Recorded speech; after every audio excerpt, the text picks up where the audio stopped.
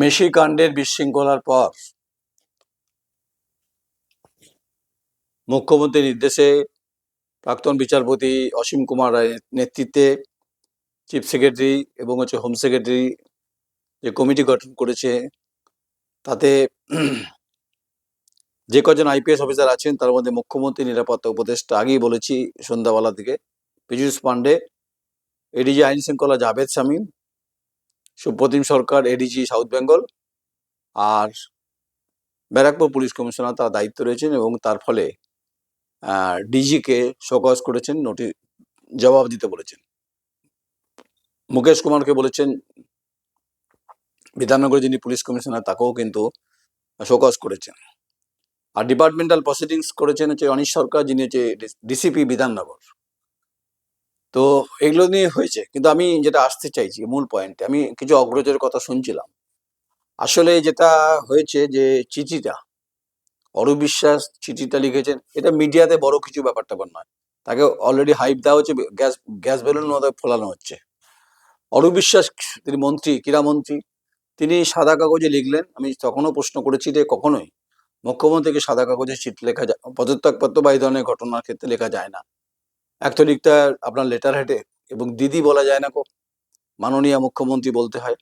তাই শব্দবম্য ও শব্দ চয়নের ক্ষেত্রে আপনাকে নবান্ন থেকে কেউ লিখে দিয়ে থাকলে এর আজ না হোক কাল তো আপনার এটার উদ্ধার হবে কে লিখেছে। খুব ইন্টারেস্টিংলি মমতা বন্দ্যোপাধ্যায় যেটা লিখেছেন, মানে এক রিপোর্ট দিয়েছেন, জানি না কারা লিখেছেন, যে চিঠির ড্রাফটিং অত্যন্ত কাঁচা। এখানেই মনে হচ্ছে লুকোচুরি খেলা।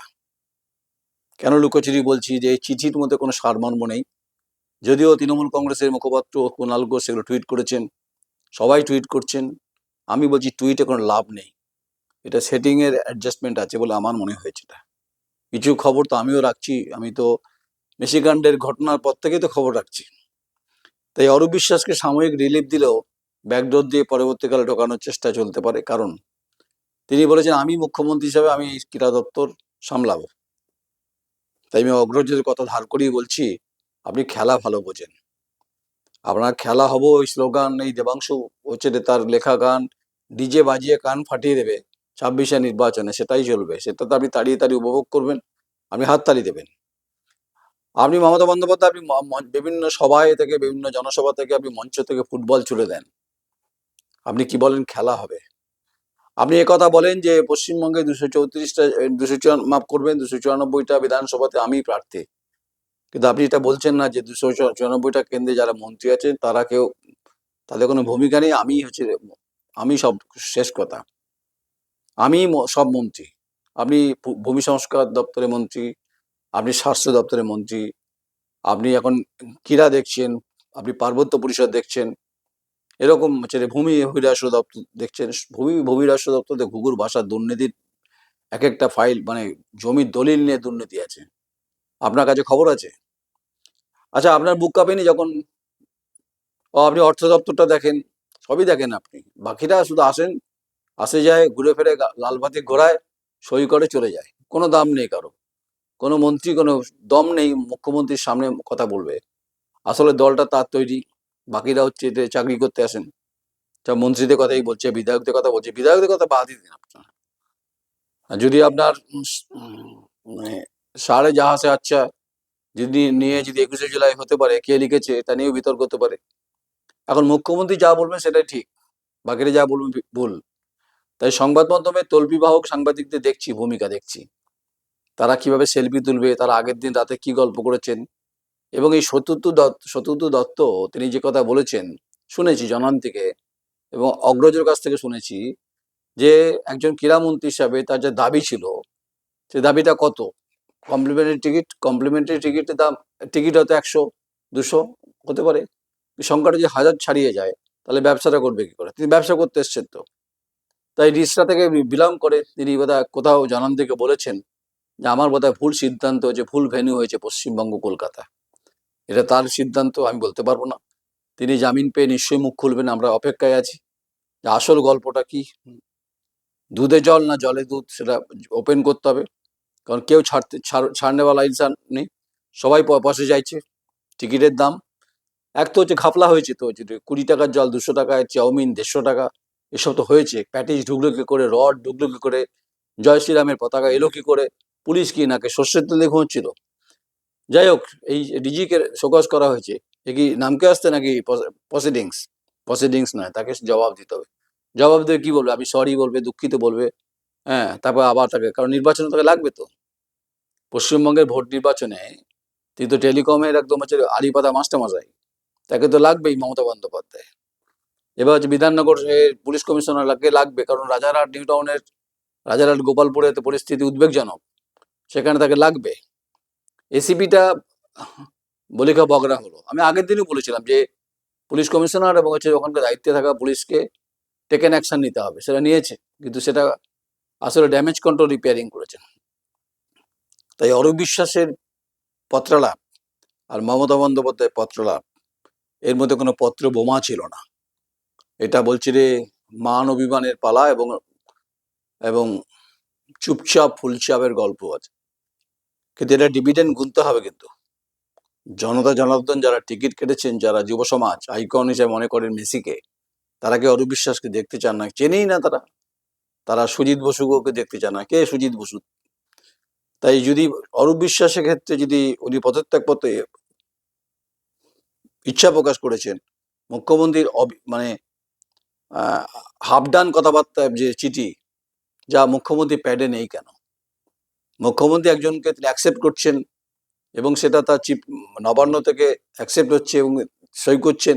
জানি না সইটা কে করেছে বলতে পারবো না, সেটা হয়তো মুখ্যমন্ত্রী করেছেন, কিন্তু সেখানে মুখ্যমন্ত্রী তার একজন সহকর্মীকে তিনি সরাচ্ছেন এবং সেটা তিনি লেটার হেডে, প্রথমত ফার্স্ট গভর্নরকে ইনফর্ম করা উচিত।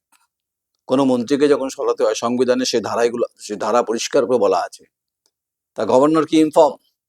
আর তিনি মাঝে মধ্যে কালো চশমা পরে তিনি আনন্দ বসে আছেন, কখনো চলে যাচ্ছেন হচ্ছে যে জিওভারতী ক্রীড়াঙ্গনে, কখনো চলে যাচ্ছেন পশ্চিমবঙ্গে হচ্ছে মহেশতলা, কখনো চলে যাচ্ছে যেখানে ঘটনা ঘটছে, হেলিকপ্টার হোক গাড়িতে হোক তিনি এটা যাচ্ছেন। কিন্তু আলটিমেট আনন্দ বোস তিনি আবার এই পশ্চিমবঙ্গে তিনি দত্তকপুত্র হতে চেয়েছেন। আপনার ভূমিকা পরিষ্কার নয়। আপনাকে নিয়ে মানে বিরোধী দল মানে কার্যত আক্রমণ করে বিভিন্ন ক্ষেত্রে, যে আপনি যে অভয়ের মতো ঘটনা সেখানে ঘটেছে, সেখানে আপনি গেছেন, এসছেন, দেখেছেন, আলটিমেট কি আপনার কাজ কি, ফাংশন কি? বামপন্থীরা তো বলছে রাজ্যপাল পদটা তুলে দাও, হাতি পোষার মতো কেস। আপনি কালো চশমা পরে সিংহাসনে বসে যাচ্ছেন, রাজভবনে বসে প্রেস কনফারেন্স করছেন, দাবি দাবি বিস্কুট খাওয়াচ্ছেন সাংবাদিকদের বা আমলাদের। আপনার কাজ হচ্ছে মানুষ, আপনি ব্যবস্থাটা দেখা। পশ্চিমবঙ্গের আইন শৃঙ্খলা প্রশ্নে শামশেরগঞ্জে ঘটনা ঘটেছে এবং পশ্চিমবঙ্গে একটা পর একটা ঘটনা ঘটছে, আপনি যাচ্ছেন, ঘুরছেন, চলে আসছেন, কোনো অ্যাকশন নেই, ন যৌজ ন দোস্ত।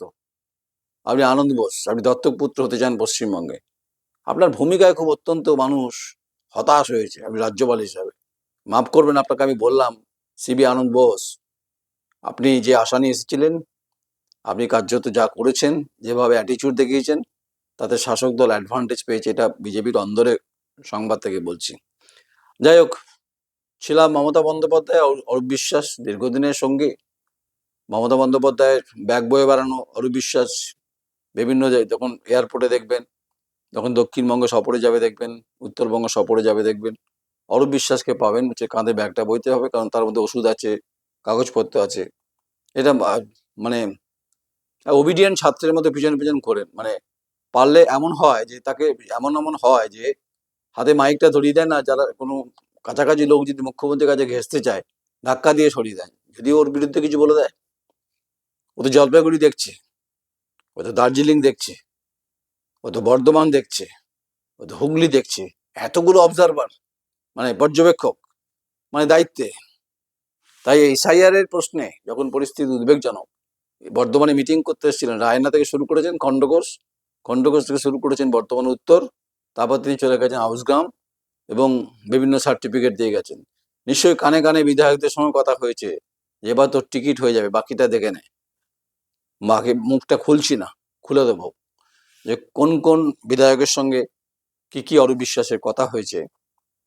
কোনো স্পেকুলেটেড আমি কোনো নিউজ করি না, আমি বাউন্সার দিয়ে দেবো এবং তাদেরকে কমিটমেন্ট দেওয়া হয়েছে টিকিটটা হবে।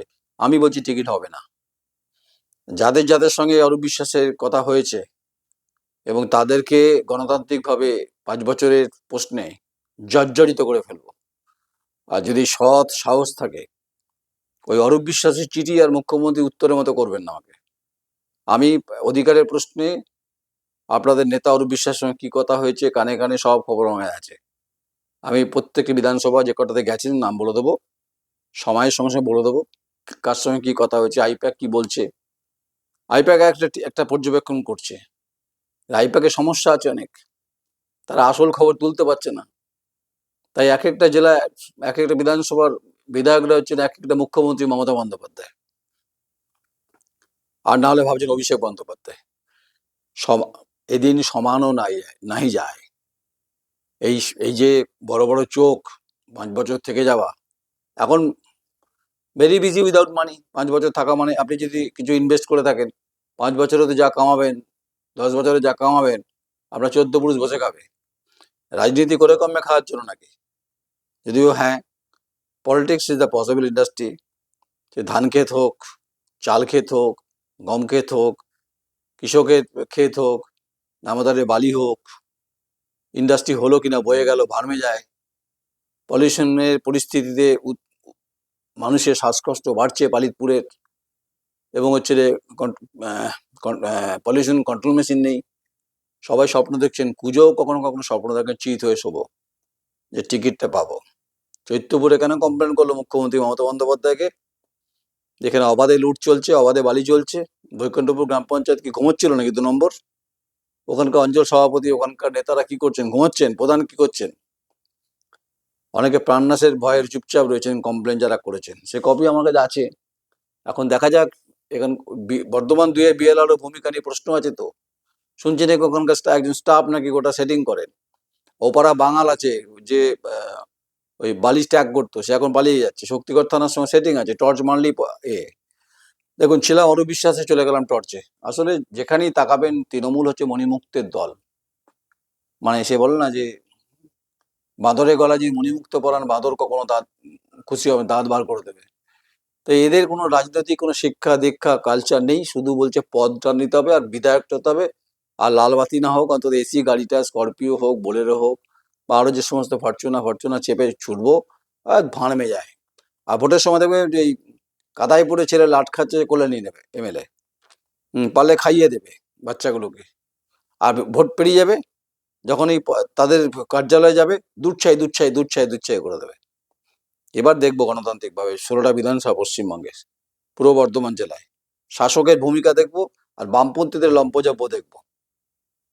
জেলা সম্মেলন করছে না সিটু, তার আগে কৃষক সভা করেছে, অনেক কিছু দেখেছি, মহিলা সম্মেলন করেছে। এই সব লম্পজব্য দেখবো তৃণমূল কংগ্রেসের, যে শাসকের বিরুদ্ধে তারা কি করছে। আর বিজেপিকেও দেখার আছে। এক তো সংগঠন সে অর্থে পূর্ব বর্ধমান নেই, জিরো। বর্ধমান দুর্গাপুর লোকসভায় দিলীপ ঘোষ হেরেছে। তাই এরকম কাল্পনিক চিঠি ঘুরে বেড়াবে অরূপ বিশ্বাসের সঙ্গে মমতা বন্দ্যোপাধ্যায় মুখ্যমন্ত্রী। আপনারা সেই চিঠি নিয়ে ট্রোল করবেন। আসল খেলা মমতা বন্দ্যোপাধ্যায় খেলা হবে বলছে। এখন এশিয়ার প্রশ্নে যে কথা হয়েছে, যদিও জাস্ট প্রাক্তন বিচারপতি অভিজিৎ গাঙ্গুলি তিনি কেন্দ্রীয় বাহিনী দাবি করেছেন, সেটা একটা বিষয়। এবং স্পেশাল অবজারভার সুব্রত গুপ্তর সঙ্গে দেখছিলাম প্রেস কনফারেন্স, কথা হবে সুব্রত গুপ্তর সঙ্গে। আমার একটা সম্পর্ক আছে, তিনি যখন বর্তমানে ডিএম ছিলেন তখন আমি একটা কাগজে কাজ করতাম, তিনি ইন্ডাস্ট্রিয়াল ডেভেলপমেন্ট একটা লেখা লিখেছিলেন, সম্পর্ক ভালো আমার সঙ্গে তার। তিনি WBIDC এমডি ছিলেন। তো এগুলো আমি চিনি ওনাকে, ওনার সম্পর্ক, ওনার এটা র্যাপ আপটাকে অনেক বড়। তো ইচ্ছা আছে। আর হচ্ছে রে, এখন দেখা যাক রং মিলন দিয়ে খেলা চলছে কিনা। অরূপ বিশ্বাসের এই কাঁচা হাতের লেখা ক্রিয়া বানান ভুল, আর মমতা বন্দ্যোপাধ্যায়ের চিঠির উত্তর বড় বেমানান লাগছে, বড় ফ্যাকাসে লাগছে, যেন নির্বাক ছবির মতো চুপচাপ হচ্ছে রে ঘটনা ঘটছে। আসলে ঘটনা ঘটেছে, এতে মমতা বন্দ্যোপাধ্যায় বিপাকে আছেন, চাপে আছেন, কোনো সন্দেহ নেই। তারপর আচ্ছা, আপনি যখন স্বাস্থ্যমন্ত্রী, অভয়ের মতো ঘটনা আপনার বুক কাঁপেনি? আপনার তো, আর যদি ক্রীড়া মন্ত্রকে মেসি ঘটনা, যদি বিশৃঙ্খলার দায়ে যদি অরূপ বিশ্বাস পদত্যাগ পত্র পাঠিয়ে দিয়ে থাকে, ও সাদা কাগজই লিখেছে, ঠিক আছে, তাহলে অভয়ের ঘটনাতে আপনি তো বলেননি যে আমি পদত্যাগ করছি, যতক্ষণ না আসল অপরাধী ধরা পড়বে ততদিন আমি এই দায়িত্ব সামলাবো না। আপনি কিন্তু করেননি, বরঞ্চ আবার বলছি বলিকা বগরা হয়েছে। কিন্তু যদিও আদালতের বিষয়, সঞ্জয় রায় আবার নতুন করে অভয়ের বাবা মার আন্দোলন করছেন। দেখা যাক অরূপ বিশ্বাস গল্পে আর মমতা বন্দ্যোপাধ্যায় কল্পে কাল্পনিক কোনো রামধনু তৈরি হয় কিনা, তার জন্য অপেক্ষায় থাকবো। কমেন্টস করবেন, মতামত দেবেন। আমি ভুল কিছু বলছি না। ভালো না লাগলে কমেন্টস সেটাও করবেন, লাগলে সেটাও করবেন। আপনাদের একটা কমেন্টস, একটা লাইক আমাদের জীবনকে সমৃদ্ধ করতে পারে, দ্য কোয়েরিকে বহু দূর পর্যন্ত নিয়ে যেতে পারে। নমস্কার, আমি নয়ন রায়।